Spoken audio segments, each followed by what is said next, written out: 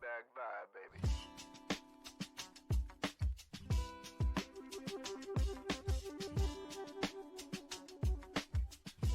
Welcome to the Cup of Joe Show, where we explore the journey of recovery from alcohol and drug addiction. One story, one conversation, and one step at a time. I'm your host, Joe, creating a safe space for honest discussions about the challenges and triumphs of addiction and alcoholism. In each episode, we'll hear inspiring stories and uncover tools that make healing possible. Sobriety is not a one-size-fits-all journey, and you don't have to face it alone. Recovery is possible, and it's worth it. Thank you for joining the Cup of Joe Show. Now let's get started.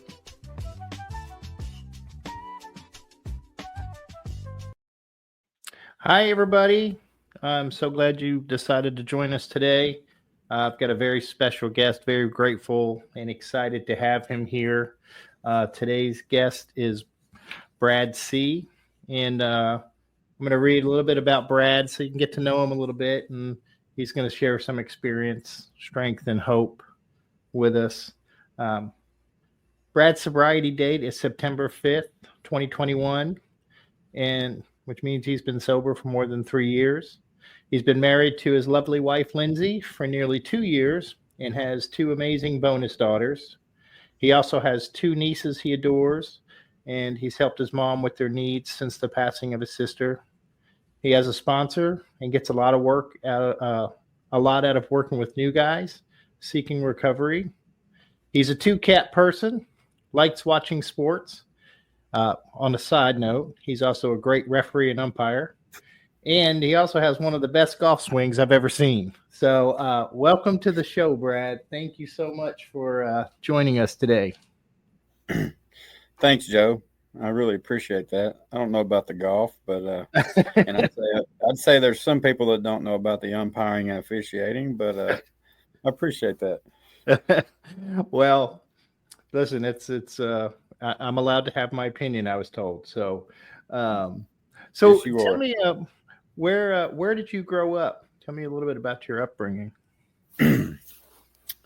I was born in Knoxville, Tennessee, at none other than UT Hospital. Grew up in Strawberry Plains, a little rural town right on the Knox County, Jefferson County line.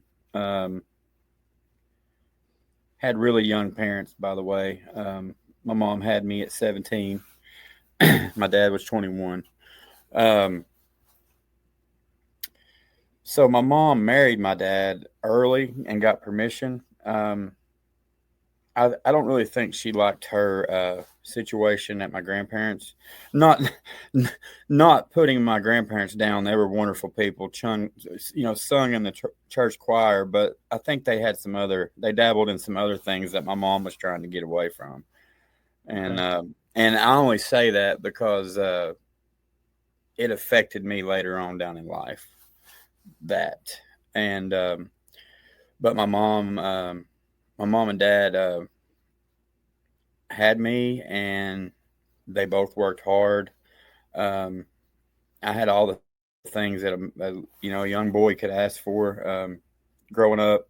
My mom worked at Shock, which is like an electrical, like some type of circuit board company. And my dad did woodworking for a while, and then he became a car salesman because my dad had the gift of gab, and he's a people person like me, and he was very good at selling cars and timeshares. He did timeshares as well. I think he dabbled in a little insurance too. But growing up, it was fun. I had a good family life. A lot of cousins, aunts, and uncles that we'll talk about later that did a lot of things that I liked. Is why I'm on this show. I had a really cool childhood. Good. So what, and not to kind of, just, were there any early influences maybe that impacted your life significantly when you were younger? I know you said your dad, you got a similar personality to your dad. Was he a big influence? In more ways than one, good and bad, but the bad happened later. My dad's my dad's dad was was like my everything, and he was amazing, man. He was big man, 6'7". Just I looked up to him. He was very kind and always good to me. And I have very small memories of him because he died of lung cancer when I was 5. But the ones that I have were amazing, and um, I really looked up to my Pap Carden a lot. I Yeah. did. What about schooling? How did schooling kind of shape your life, like middle school or elementary school, anything like that? Um, well, I excelled in school. I went to a little small school called Restaurant School in Strawberry Plains. I was the top of my class every year. I was literally first or second in grades. I was that dorky, kid that, you know, wore the big bottle cap glasses. Because I was so dorky. I was farsighted. I had to wear a patch and glasses, and sometimes I, did get made fun of for that. But I just kept doing my schoolwork, and I excelled at it. And like I said, it was a great rural town. Everybody knew everybody. I still have great friends there today that I hang out with and see on a regular basis. Yeah, Thank there's you. really yeah. I love Sorry, Strawberry Brett. Plains. You're I good. hear it. I hear it in your voice. It's a good place. Sounds like a good place to grow up. Um, what about high school? Like, how old were you? Let me ask you this: how old were you when you took your first drink or dabbled in In drugs or substance. anything else? Yeah. So like I said, I almost felt like I didn't ever fit in, and that I was a kind of the dorky kid, and I so bad wanted to be the cool guy, and and I got that opportunity. I want to say 7th grade to 8th grade summer. Uh, we went over to a friend's house for a sleepover on the river, and his dad had a pretty elegant liquor and wine cabinet, and his dad was a businessman and was out of town in Atlanta, and we snaked out a bottle of Wild Turkey 101. That was my first drink. Rough, but it was rough. It burned, but I knew immediately that I loved doing that. I loved it so much that I don't remember how I got in bed that night. You crawled And woke baby. up with puke in the bed the next morning. Wild turkey will do it to you, especially at a young age, for sure. So was And that? honestly, Yeah, go ahead. but I mean, really, that didn't. I wouldn't really say that's like where my alcoholism and addiction took off. Because I mean, I might do it like once a month, like that, periodically. Like I pretty much still stayed on the good schoolboy path, making good grades, you Yeah. know, playing sports. Obviously, I loved golf. I played golf with my dad. We would go up to this golf course in Newmarket called Lost Creek. That's where I learned how to play. And that was me and dad time. And dad had the hopes and dreams that I was going to be on TV one day. And he taught me everything he knew about the game. And that was probably that was like my main focus, I played, of course, my dad was my little league baseball coach, and a good one at that. Golf and baseball were my jam. I love football too, but I broke my leg in middle school football when I was in 7th grade, and I never played again. It scared me. Wow. Yeah. So you did golf and in high school and that, or just kind of on the Um, side with your dad? no, once I got to high school, I went to Jefferson County High School. Once I got up there, I played I played only high school golf. I wanted to just focus on that. Um, but uh, my sophomore year, when I got my car, and my parents spoiled me. They bought me a 2001 Mitsubishi Eclipse, brand new.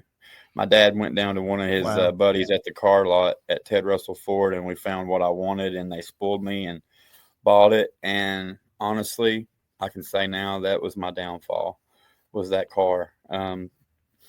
that's when I really started to dabble in stuff and substance and alcohol more, and also transitioning.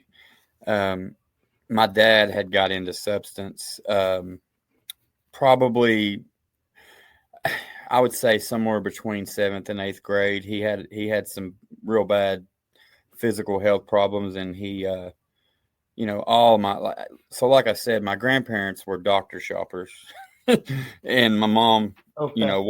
watched them, do their peddling and stuff, and my dad kind of got into that same routine, along with my aunts and uncles, and my dad was my uncle's best friend. That's how he met my mom, and he was a drug dealer. I mean, my uncle. I mean, one of the biggest ones around. Yeah. His name was Fat Daddy Heavy. Everybody knew Fat Daddy. So what? So when it ended up happening to him, if you don't mind me asking? My uncle. Yeah. Or So he died in Jefferson County Jail about 5-6 years ago. I okay. tried to help him get sober a couple times, but he just never could fully grasp it. I don't want to get too far ahead here. So I almost don't want to tell this part, but so, my dad would drive my car around before I actually got my license. And I remember the first day that I got to drive to school when I got my license. And I went to pick up my buddy Noah. He was going to ride with me, because you want your buddy to ride to school with you on the first day you're driving your like pimped out car, Yeah.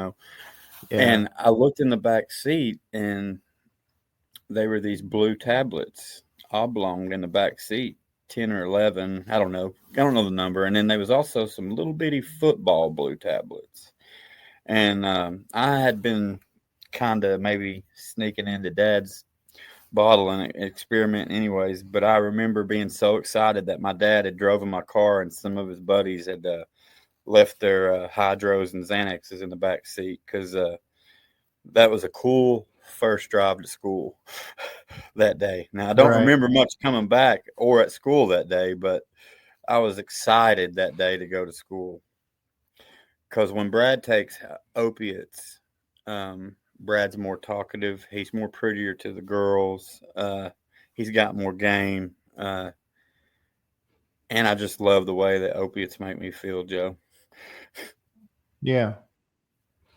That's so that was kind of, would you say that was kind of like you said with the car, and then kind of the drugs in the seat, and and you're like, this is really good. I mean, was that kind of the start of a pattern, would you say? Or Yes, and how, like I said, I mentioned before, I already was seeing the drug dealing in my family, with my grandparents and my aunts and uncles, and I don't want to put my mom down, because my mom's never even done a drug or smoked a cigarette, but my mom would like the money that was produced from my dad's prescriptions. And as long as she produced some, she didn't care that they were being done. And so I may have, seen a lot of drug peddling, and I thought it was cool. And I started doing that, and then, but monkeys can't sell bananas, Joe. yeah, I yeah, couldn't. And I loved the opiates. I truly loved it, and I loved every chance to get some given to me, and I'd even get my grandparents to give them to me, and I'd be like, I'll go sell them, and I'd sell half of them and eat half of them, and take them the money back. It But was yeah, all around you. It was so all around you. my sophomore year is where I would at least say, qualifying myself my sophomore year, I was at least a hard user and a hard drinker.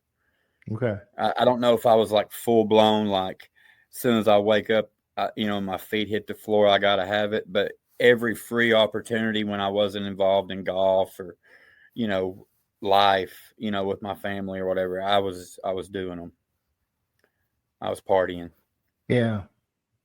And so that continued through high school, I assume, or Yeah, and like I said, I think it was hard using and hard drinking because I went from an A+ student my freshman year to a AB student the rest of the time, yeah. all the way through. Graduated I still graduated with honors, but I would say on to the senior year, maybe the tail end of it. I think it was probably more towards the summer. I just got full blown addicted to the hustling and also the habit of Oxycontin and opiates. And and I had a golf scholarship. Now it wasn't a big time, but it was to Walter State Community College, which is up in Morristown. Mm-hmm. And instead of living up there, I moved in with my grandfather, my mom's father, in Dandridge. And that didn't help matters because he had cancer, and he had always, been a pill pusher. And so I had an unlimited supply there. And then when that would run out, I'd run back to Straw Plains to mom and dad's. And then sometime that year from high school to the freshman year of college, I actually discovered this really cool doctor on Middlebrook that would write Brad Oxycontin and all the things he loved. And he was my hero. He would even have wrote my goldfish if I needed him to. He was that doctor, Right. Yeah. Yeah. Yeah. And this is, you're are you getting into your 20s and you're, still, you're seeing it kind of progress. Would that be fair to say? That would be more than fair to say, but somehow right there around 19 or 20, I'm still managing. I'm still, playing golf after college every day, until the semester grades come out and I'm a C student, not a Right. AB student, and my mom's recognizing it, what's going on. And she knows what's going on because I'm not hiding anything from her. She's kind of somewhat, quote unquote, involved in it, indirectly. So yeah, so she's I hear what you're saying. So that did you end up graduating from Walter State or did you? What a wonderful question, Joe. No, I did not. That being because fall of my sophomore year, I don't know if somebody tipped off my golf coach, Mr. Gardner. I loved him, Coach Gardner. I don't know if somebody tipped him off or what, because I like to take other people down with me, and a couple of the other guys that played college golf with me, they like to party too, and I introduced them to it, which that's one of them's dead and one of them's in recovery, and then a couple of them I don't even know about. I wish I had never been that guy, but I like to bring people along for the ride, and that happened. And I guess my golf coach got wind of it, to answer your question. And before we got out of class and before we were going to go out to the country club in Morristown, he said, "Hey boys, hey boys, I think I want to give y'all a drug screen today." And dude, my heart sank, Joe, because I kid you not, that uncle that I was telling you about, I had been on Magnolia all night that night smoking crack with him. I probably smoked an ounce of crack that night, and just done a ton of pills on the way to school to try to like recenter myself. And I knew the game was up right there. I knew. I don't know how that cup didn't melt. Yeah. So what? How did it? I mean, what was it like when you were told, "Hey, you got to go?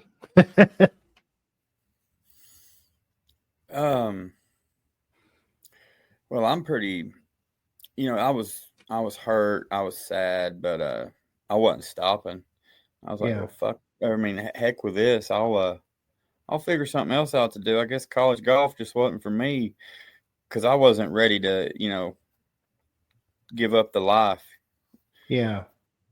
So I just kept ripping and running. But looking back on it, that was a bottom for me because I didn't feel like I had anything else to live for, Yeah. except substance. So what did you do after that, Brett? Like what was your next steps or next,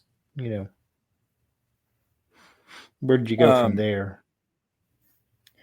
Joe, after that, I moved. I would stay with my dad and my mom, and I'd stay there for a week or two, and I'd go back up to my grandfather's when he got his prescriptions. And for Joe, I'm not kidding. From 20 until 30, all I ever did was just peddle dope, do dope, sell dope, go to parties, whatever I had to do.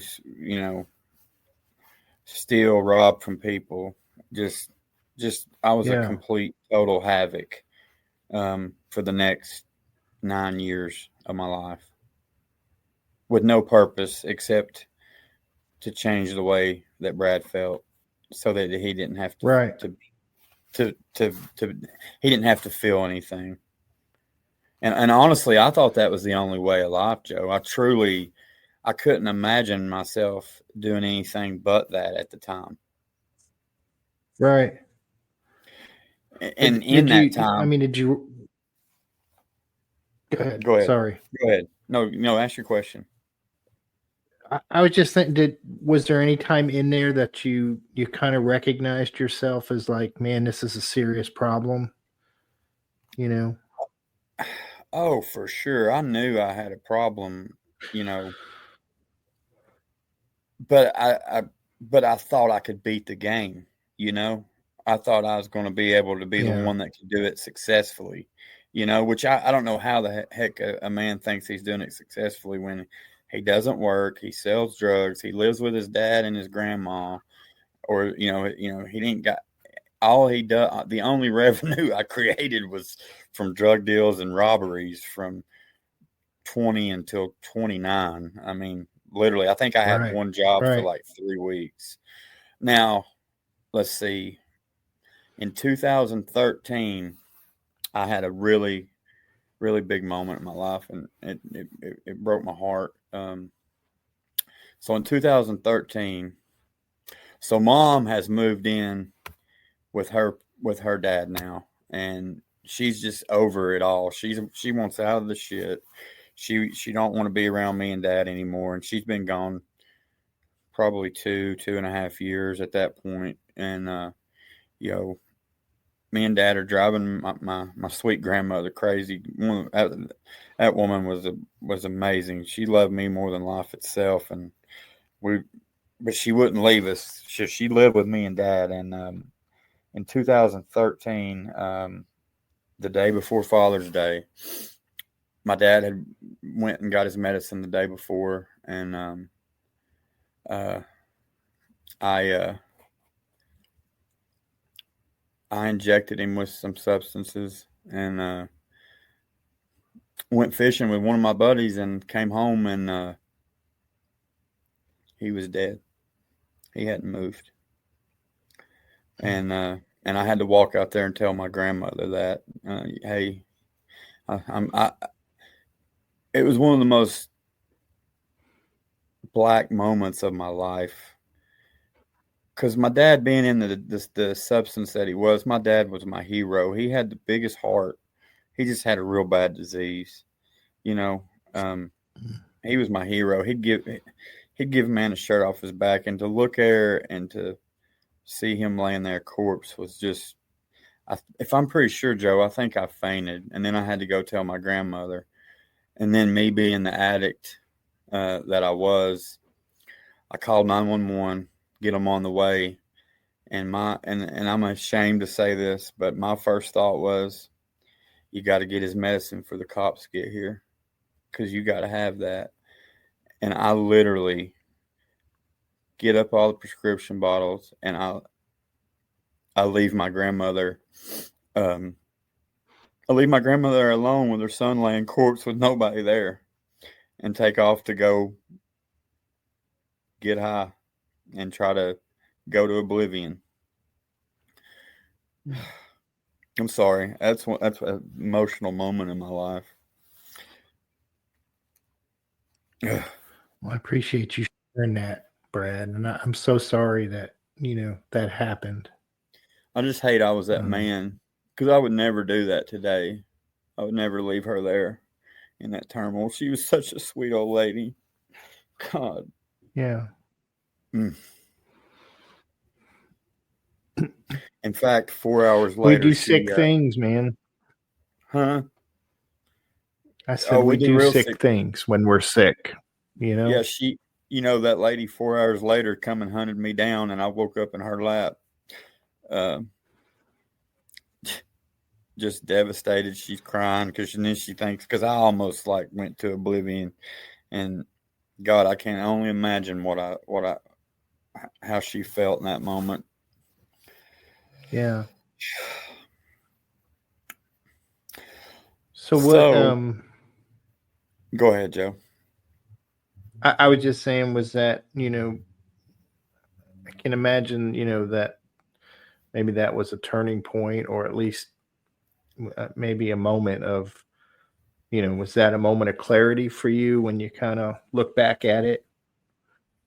Of maybe I need to do something different if I can find a way out. It was somewhat. It wasn't enough. So I'd lost my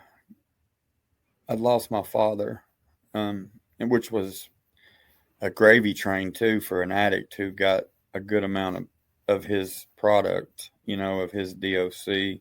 And I thought the game, and honestly, just being honest, I thought the game was up, that, I wasn't going to be able to hustle and nickel and dime enough to get by. So I went to rehab in Johnson City and Magnolia Ridge for 30 days.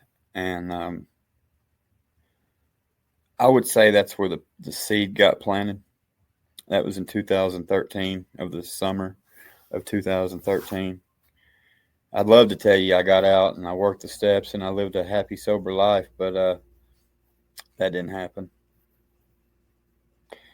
I got out and I went to meetings, and I went to NA at the time, and I drank their coffee. I slept with their women, and I went and drank liquor after the meetings because I thought I wasn't an alcoholic, that was sober. And I did that for 3 or 4 months, and I was running around. This was a wonderful idea. I was running around with an old high school buddy that was in Magnolia Ridge with me. We were going to these meetings, and then we were going and getting smashed and partying afterwards. And, me and him got in a barroom brawl one night, and I'm in a blackout, and he just snaps my ankle. He had me in an ankle lock, and I guess I told him, I ain't getting out of it, break it. Well, he broke it. Wow. Yeah. Jeez. So I had to have surgery on my ankle 3 months right out of Magnolia Ridge. And, that led to more opiates because they prescribed me opiates, and that just got me right back into the full oblivion of the painkillers. Right. There was no escaping it then, right? No. So what was the turning point? Was there a, the turning point where you said, I've got to do something different? Well, that was in 2013. I almost lost my arm in 2014. I don't know if you've seen my big scar on my right arm. But that wasn't enough. Yeah. Because I told UT when I got out, I said, if y'all call my pain doctor, I'll come back here and kill every one of y'all. After I'd been in there for 3 weeks and they saved my arm. My grandmother died in 2015. I was in Jefferson County Jail, incarcerated when she died. Um, Here's another little glimpse of what kind of addict I was. So my sister was dabbling at the time, and I knew it. And I had kind of gave her a little hint and code, and I literally tried to get her to leave drugs in my dead grandmother's casket when the jail brought me to the funeral. Mm-hmm. Just, but looking at my grandmother in the casket was probably as hard as watching, finding my dad, because my grandmother was my world. She was my ride or die. Yeah. Like, honestly, she probably made my entitlement and some of my behaviors bad, because I could literally rob somebody and they'd come to the house looking for me, and she'd be like, "Well, it's y'all's fault for trusting him." That's grandma love right there. That's grandma my love. grandmother was the most purest, unconditional love I ever have experienced outside of God's love, ever. Yeah. But I would say the turning point, Joe. So I would love to tell you that having to go and look at my grandmother in a casket from jail, from in a jumpsuit, was enough. It wasn't.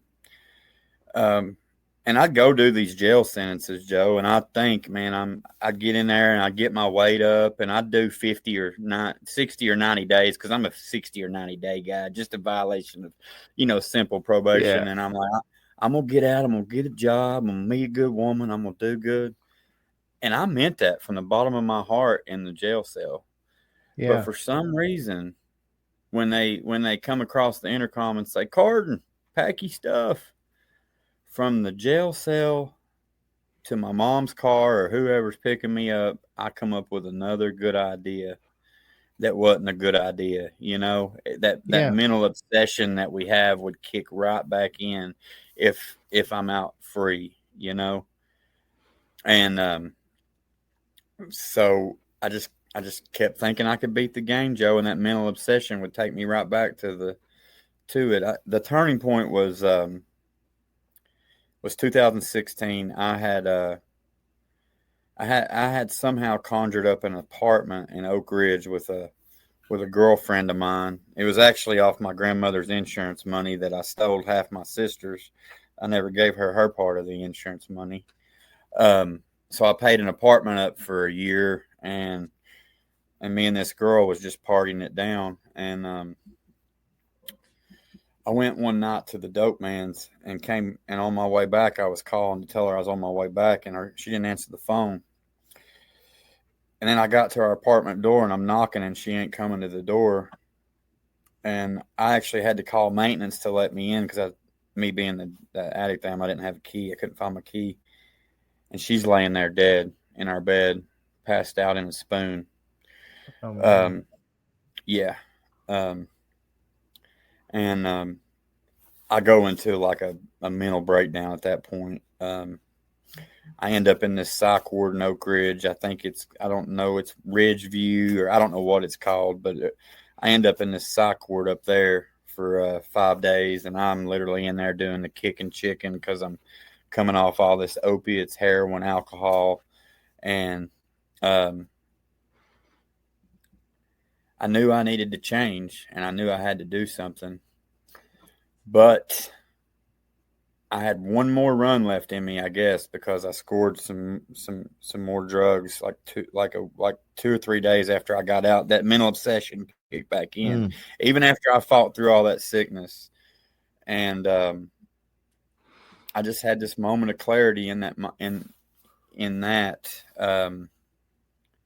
I knew that I needed help, and I had got a DUI in 2016. So when I went to court, no, wait, I'm telling you a lie. I don't want to lie. So January 22nd of 2017, I'm on a real bad bender. I mean, I'm out of my mind. I've got several DOCs, and usually my DOC is whatever's available and more. Mm-hmm. And I'm on a crystal meth binge, and I'm out of my mind. I think the feds are after me. I'm staying in the basement of my uncle's house, the one I was telling you about, and I think there's the people in the house that's trying to kill me. So I go across the street to literally, he's my best friend today, his dad's house, and I kick his dad's door in because I'm like scared to death. I got to find somewhere to go. Couldn't get them to answer the door, so I kick the door in and start charging my phone. Well, if you break in somebody's house and they're not home, whether you know them or not, and whether you're in there to steal anything or not, they come and arrest you for aggravated burglary. Hmm. And this was the turning point, what I'm about to tell you, that changed my life. John's his name, and it's really cool because he's sober today. He was a real bad alcoholic, and I go watch football with him almost every Saturday that I'm not at a game. So I'm sitting there and in the jail cell, and I know I'm like, God, please just give me one more chance to get help. I didn't mean to I wasn't in there to steal anything from John. And John came up to Dandridge and he said, look, I want all these charges dropped on him, but I want him to go to treatment. And the judge agreed, and they send me off to CCS in Kingsport for one more stint in rehab. And I listened in there, and he's actually my sponsor today. He came in there, and I finally heard what I needed to hear. I heard somebody talk about the mental obsession, the physical allergy, and how the stuff that they're doing, they really didn't want to do it. It was literally like they had no choice, And and I related, and I asked that guy to sponsor me, and I moved to an Oxford house in Johnson City, and that was one of the best years of my life. I still got some friends that I was in Oxford house. Oh, in the Oxford house. I was wondering what's the Oxford house like? Like, what is what's it? Well, there's many different experiences. Kind of regular routine there. Do what, Joe? I was just wondering what kind of what's the experience there. You were about to say it, and I didn't mean to cut you off, but what's it like living in an Oxford house? Mine was amazing, but I got truly blessed. It's kind of like a lottery ticket with an Oxford house. You can get in a really sick house, or you can get in a really well maintained, a recovery oriented one. And I got blessed to be around some men that held me accountable, wasn't scared to hurt my feelings, and they were all about recovery.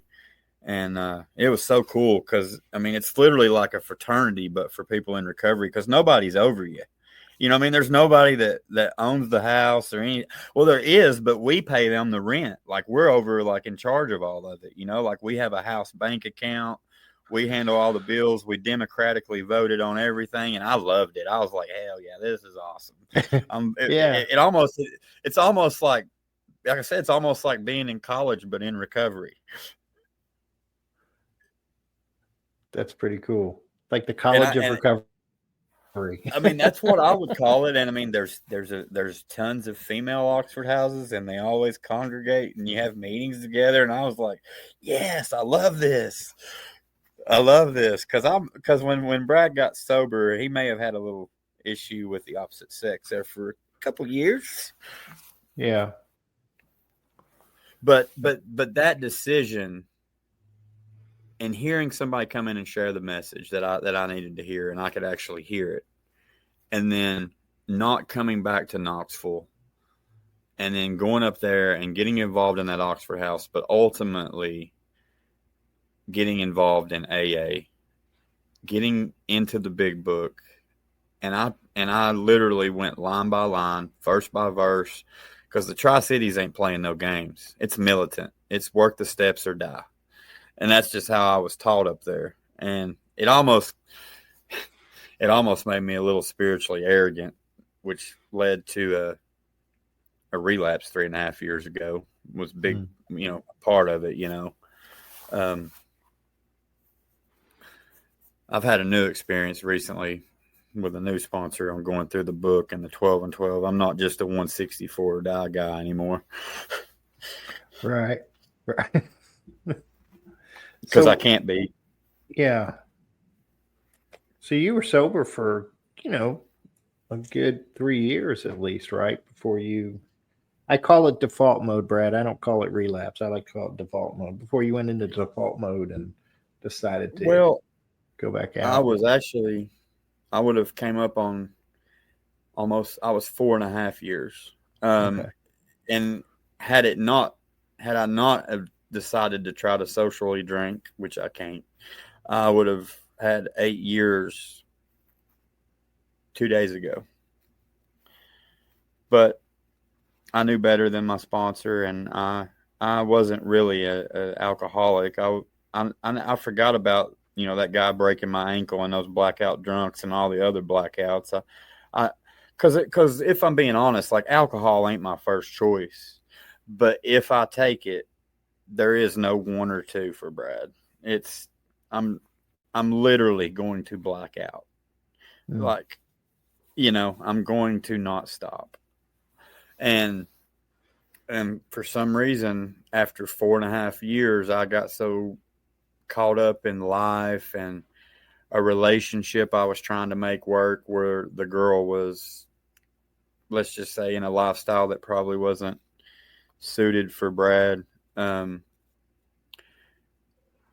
I also lost a friend that was one of my best friends in recovery. We did everything together. He relapsed and died the day he relapsed Mm. from overdose, and I literally relapsed. So I literally asked. I'm going back and forth with that girl that I'm talking about. I literally asked her to marry me and relapse within 2 days after my buddy died.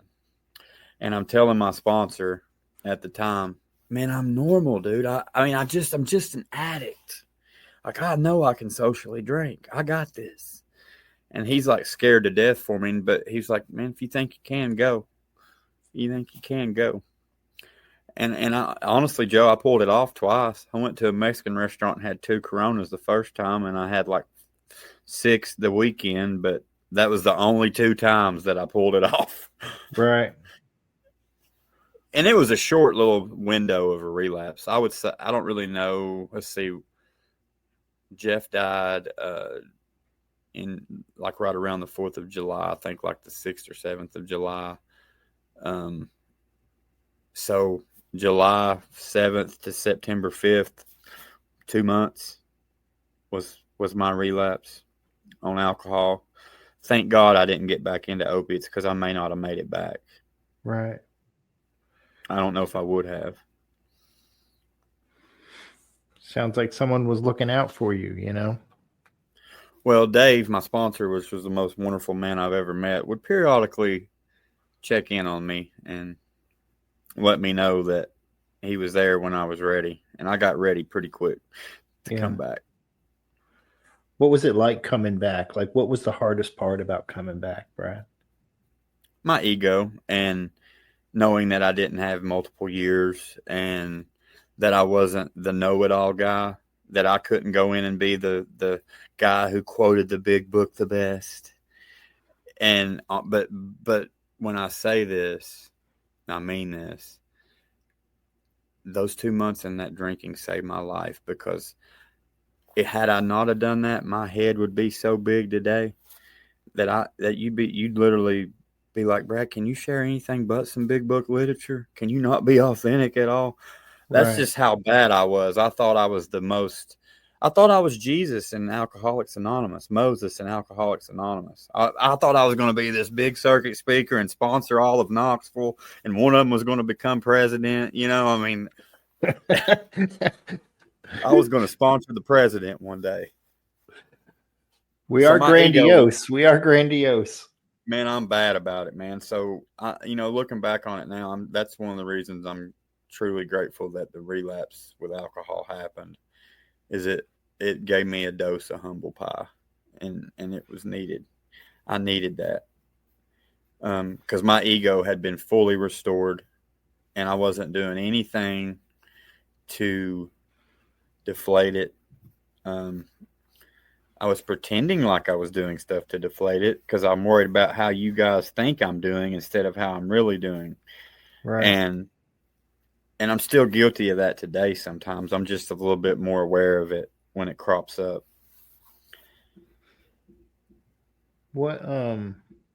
So I know you got married in recovery, and so how else has your life changed, since you got sober this last time?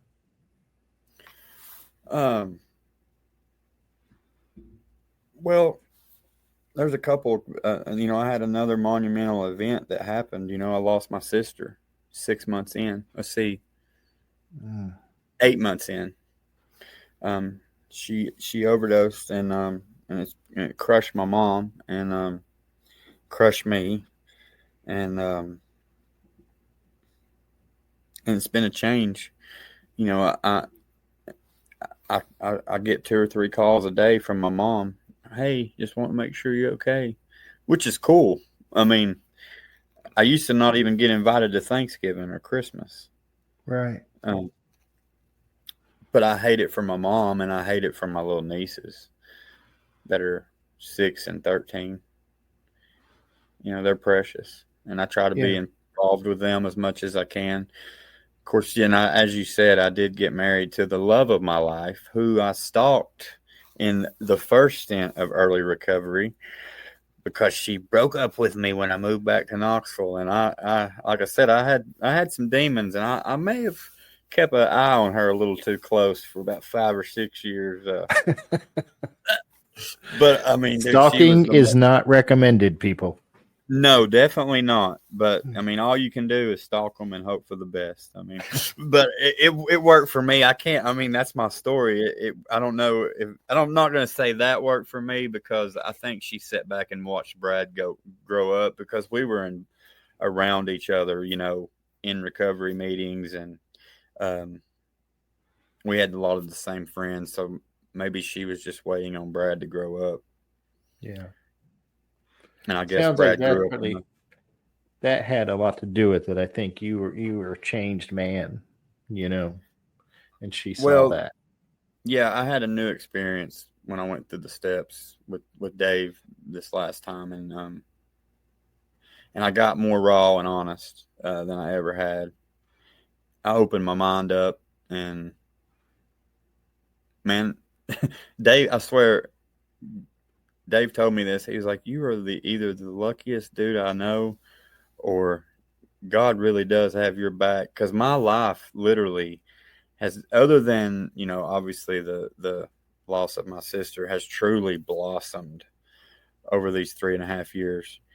Now, there's some struggle in there, too, that I've got some demons I still fight with. But man, Joe, I fell into a career I truly love where I just basically drive people around in recovery all day and share my experience, strength, and hope with them. I still umpire and referee high school baseball and basketball. Not as much, but some. It's kind of hard to when you're a family guy. I'm a stepdad. That blows my mind. Yeah. I mean, I get to ground somebody. Not that I'd ever even come across as that intimidating guy, but it's just cool to be there for somebody else, and provide for, my wife and I's kids, and it's given me a different sense of purpose. Yeah. What do you do daily? Like which kind of your sobriety routine, like what do you do each day to kind of maintain your sobriety? Well, if I'm on the beam, I get up and first thing I do is pray, do my readings, and I have been on the beam recently because my sponsor has been having me do my On Awakening with him via text, and I think I've shared it with some of you guys as well, just to keep me accountable because I have a tendency to get undisciplined and get caught up in life. And I forget what got me here, and it's my faith and my spirituality, which is why I've got to have, the men in my life to hold me accountable, a sponsor, because Brad does have a tendency to get off the beam from time to time. But if I'm on the beam, and I am right now, it's prayer, meditation, working with new guys. I got a couple sponsees right now that are literally saving my life, because I have been going through some inner demons with a little bit of gambling. I got caught up in that a little bit last year. Did a little bit of it and got some debt, ran up some debt behind my wife's back, and had to get honest and vulnerable with her with that. And somehow she gave me some grace. And I still am struggling with it a little bit here and there. I ain't even fully surrendered, but I'm at least aware of it. I don't want to lie. I don't want to lie and tell you I ain't gambled in the past week, because that'd be a lie. I mean, it's just sport. I'm such a sports-oriented guy. I would. It's like I have a fear of never getting able to do it again. Just the same thing with like how it was with drugs and alcohol. Yeah. Yeah. I'm not a psychologist or anything like that, but I remember reading something somewhere where it's all in the same part of the brain. It's all in the reward center, whatever the addiction is, it's in the same, Well, it feeds the same part. But my sponsor today tells me it's all about distraction for me, distraction from myself, instead of doing the program, the service, the prayers, the meditations, the meetings, and I get caught up in life sometimes and I don't do it. I don't do it all the time. I'm just lucky enough to have a good enough support group that can have eyes on me, that knows when I'm off. Yeah. Because Brad, like I said, I'm undisciplined, left to my own devices. Unity is everything for me. Like having like-minded people on the same mission. There's power in that for me. Yeah, that's well said. Well said, right? Now, do I have a relationship with the God of my understanding that passes all understanding? Yes. It's better today than it was 3 weeks ago. I can't tell you in 2 weeks that it's going to be as good as it is today, because I've got to look at Brad's history of the undisciplinedness. So I need all the tools.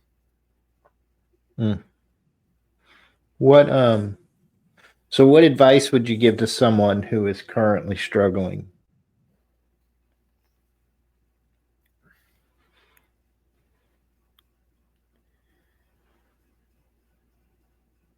Struggling with addiction and alcoholism? Yeah.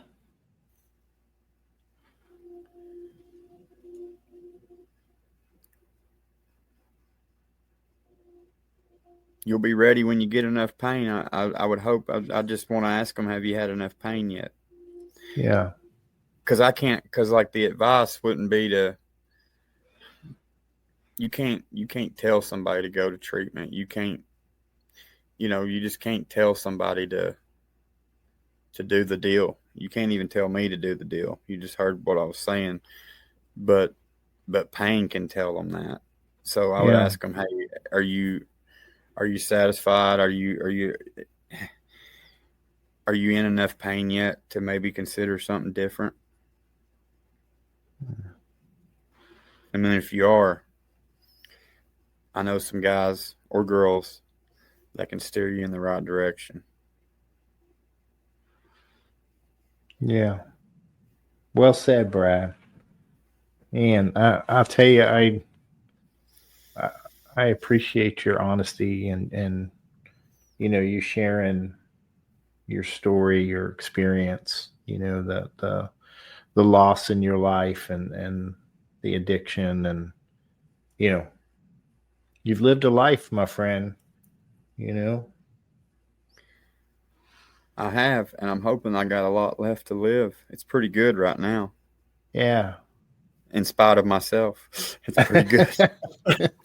It's great when we get out of our own way, isn't it? Yes, it is. What's that like? Well, we'll see if we can find someone who can let us know, because I'm sure not good at it. But before I let you off the hook, I have got to go through with my rapid fire questions. Are you ready? Are you ready for that, sir? Fire away. All right. So, what is your favorite recovery slogan? Meeting makers don't make it. What is your least favorite recovery slogan? Meeting makers make it.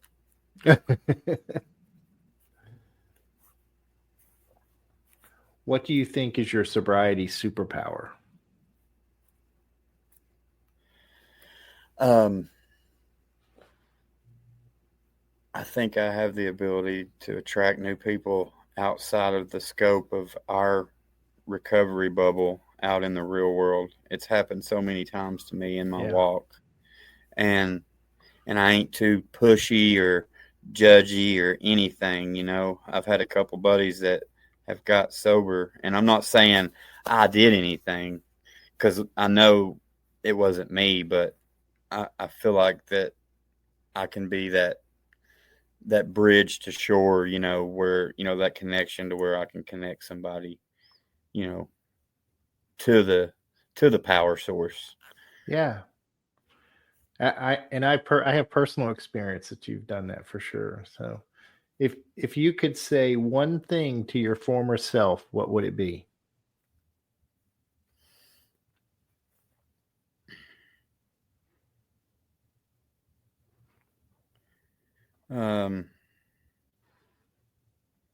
You should have gave up a long time ago. What song do you play to lift your spirits when you need a boost? I only talk to God when I need a favor. I only pray when I ain't got a prayer. Jelly Roll. If you could grant yourself one wish to help with your recovery, what would it be? I wish I had unrelenting discipline to do the practices of prayer and meditation on a regular basis without being held accountable, to pray more and to be conscious more of the spiritual presence in all things. But that would be something that I wish just come naturally to me. What step do you love the most? That's a tough one. Can I have two? Sure. Always five. But 9 when I'm in a good enough spiritual place to do it. And willing enough. What step do you love the least? 10.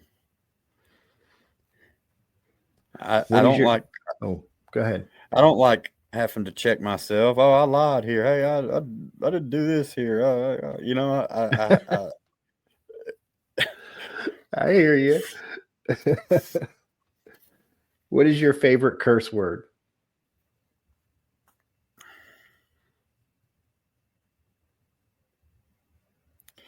It's the F-bomb, Joe. Amen. And if heaven exists, what would you like to hear God say when you arrive at the pearly gates?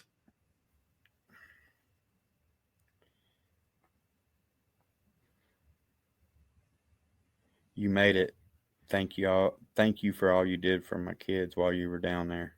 That'd be nice. Well, you've done a lot today, Brad, and I really appreciate your honesty and you taking the time to share your experience, strength, and hope. I know people will get a lot out of your story. Well, Joe, it was an honor, man. I appreciate you asking me and having me here, and hopefully I didn't, make your show look bad or anything. You made me look like an angel. No, you made me look really good, and I appreciate it. I really do, Brad. Oh, you're welcome. Well, you ain't just an angel. You're J to the O to the E. Well, everybody, thank you so much for joining us today. Just for everyone's knowledge, a new episode is released every Thursday at noon, and you can listen to the show on your favorite podcast apps, Amazon Audio, Apple Podcast, Podbean, Spotify, and many others. Just search for The Cup of Joe Show. Don't forget the because there's other Cup of Joe shows, but there's only one The Cup of Joe Show.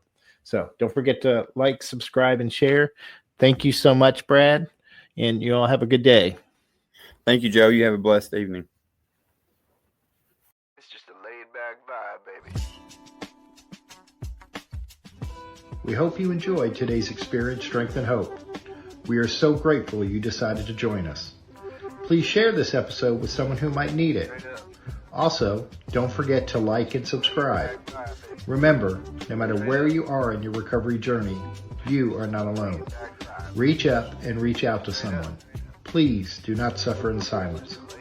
Until next time, let's take it 1 minute, 1 hour, and 1 day at a time. Thanks for listening to The Cup of Joe Show.